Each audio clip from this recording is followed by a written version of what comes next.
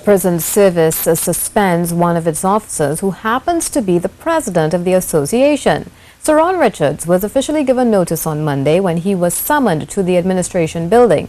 He believes there's something sinister afoot and has contacted his lawyers. Peter Christopher reports. Shortly after 10 a.m., the Prisons Association president came to the prison administration building as requested by a senior officer. Just about an hour later, he emerged with a letter confirming that he had been suspended from the prison service. The letter did outline that the suspension was pending the investigation.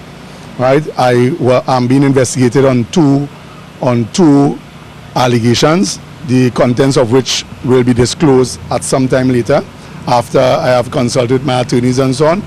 But the suspension based on the letter is pending the investigation that is launched against me.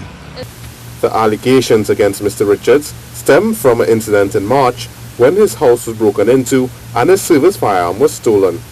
The Prison Officer Association president says the suspension is suspicious as he is not aware of an officer being suspended under similar circumstances. I haven't heard of anyone being suspended under similar circumstances. It's very strange that, to me, that I would have been suspended for such allegations, given the fact over the years a number of public officials would have misplaced their firearm, lost their firearm under more what we can deem as different circumstances. In my instance, a crime was committed against me. My home was broken into, I reported it, I did all that I had to do, and now I'm suspended. Mr. Richards says the association feels slighted by the suspension and says it may be a case of victimization. He has said that he will have his lawyers review the matter before making any further comment on the matter. He says, however, the suspension will not affect his duties as president of the Prison Officers Association. Well, it can't, simply because only the membership voted me into office overwhelmingly, and anyone to change that is the membership of the Prison Officers Association. They are my bosses.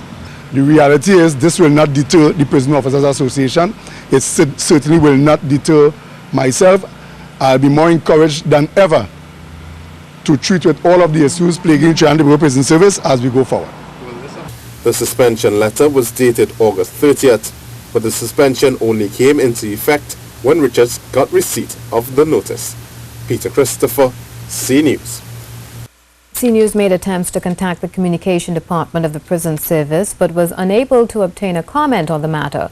A call to the Commissioner of Prisons, Sterling Stewart, also went unanswered.